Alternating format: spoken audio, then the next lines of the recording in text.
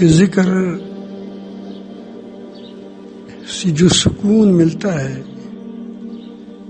جو اطمینان ملتا ہے، وہ اطمینان ہمیں حاصل نہیں ہو رہا ہے۔ اس کی وجوہات کیا ہے؟ اس کی تین وجوہات ہیں، تین اسباب ہیں، وجوہات ہیں۔ ایک یہ کہ آپ جس چیز کی قدر کرو گے وہ چیز تمہارے اندر آ جائے گی۔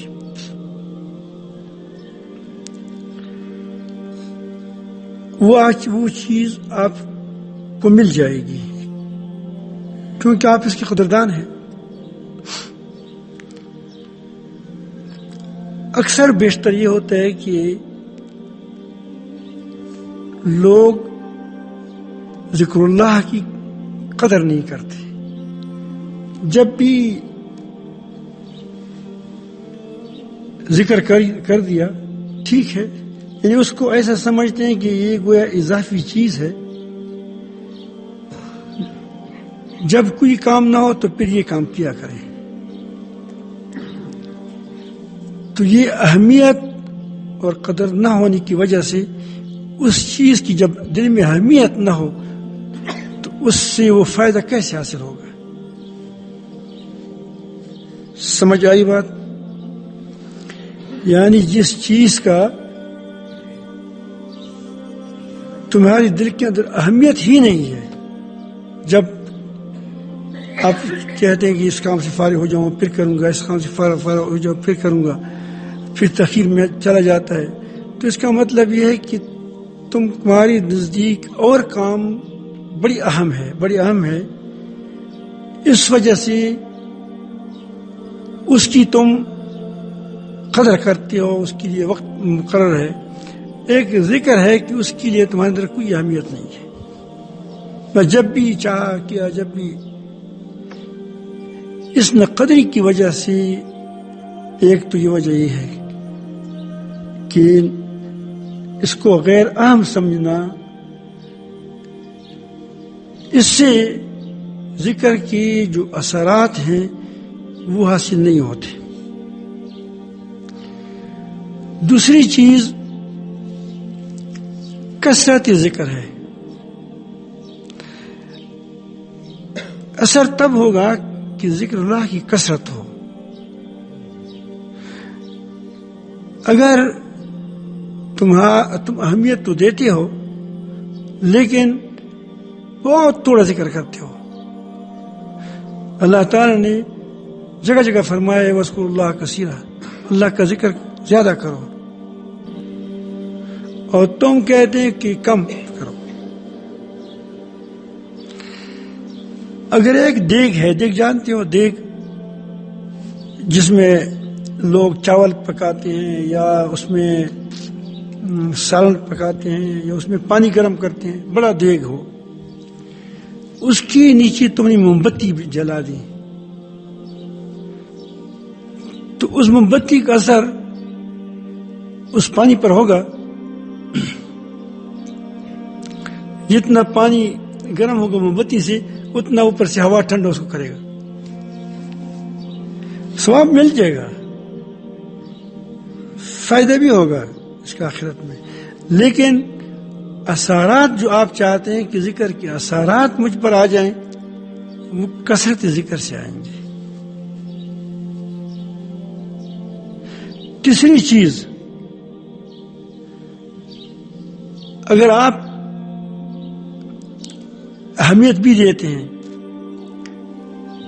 ذکر کی کثرت بھی آپ کی توفیق مل رہی ہے، لیکن آپ نے اس کے لیے دروازے کھول دیے ہیں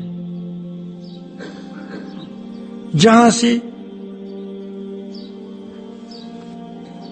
ذکر اللہ کی جو اثرات ہیں وہ باہر جاتے ہیں۔ دروازے کھولے ہیں، ایک دروازہ آنکھ ہے، دوسرا دروازہ کان ہے، تیسرا دروازہ زبان ہے، اور اس سے دروازوں کو تم نے کھول دیا، اس کو خواص ہمسا، یہ ناک ہے، قوت ذائقہ ہے، لامسہ ہے،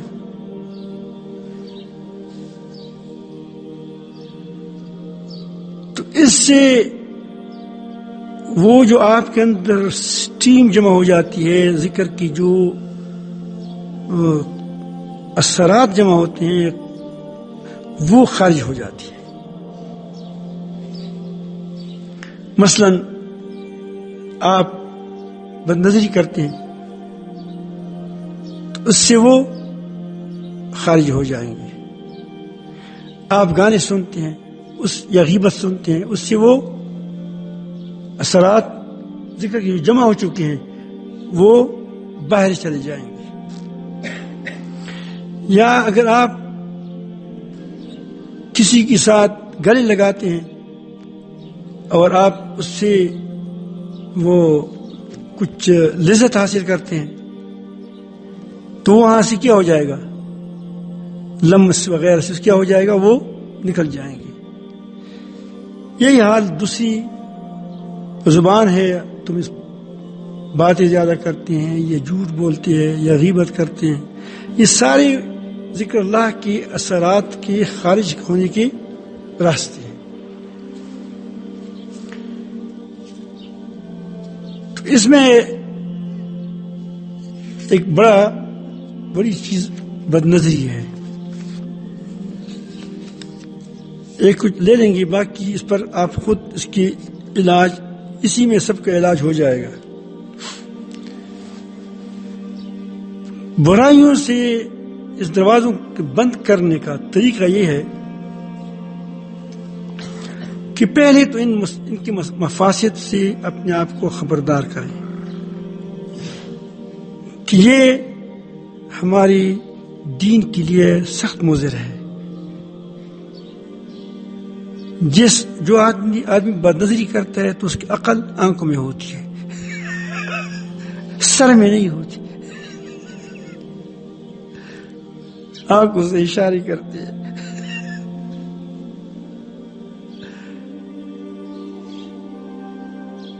یہی حال دوسری حواس کا ہے۔ تو ایک کا علاج سیکھیں، باقی کو اس پر قیاس کریں۔ پہلی چیز تو اس کے لیے کیا کریں، اس کی مفاسد کو جانیں، اس کے جو ضرر ہے، نقصانات ہے، دینی، اخلاقی اور روحانی، اس کو خیال میں لائیں۔ بعض گناہ بظاہر چھوٹے لگتے ہیں لیکن اس کے اثرات بہت دور ہوتے ہیں۔ آپ کسی لڑکے پر یا لڑکی پر نظر پڑے تو جب نماز میں کھڑے ہو جاؤ گے، عجیب بات ہے کہ اسی وقت وہ آپ کو سامنے آ جائے گا، کس قدر نقصان تم نے کر دیا۔ نماز کے اندر وہ سامنے بت کی طرح کھڑا ہے تمہارے سامنے، یہ کڑی ہے۔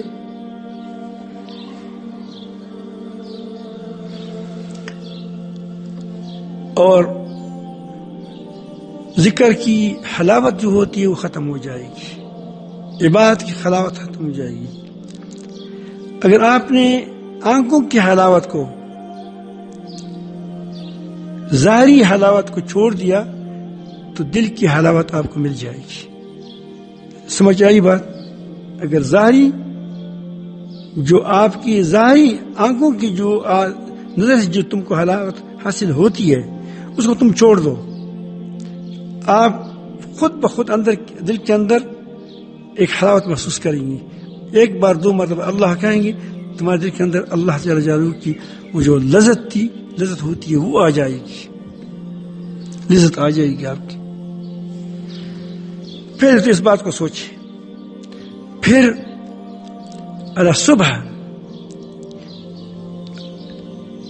ارادہ کریں کہ انشاءاللہ میں پوری دن آپ کی جو بری عادت ہے، مثلا یہ آنکھ بد نظری ہے، یا ہاتھ پکڑنا ہے کسی کو، یا گل لگانا ہے، جو بھی ہے، یا غیبت کرنا ہے، یا زیادہ باتیں کرنا ہے، جو آپ کے اندر جو راستے سے تمہارے ذکر کا وہ نور یا اثر خارج ہوتا ہے، تو اس کے لیے ایک ایک کو میں لے لے کے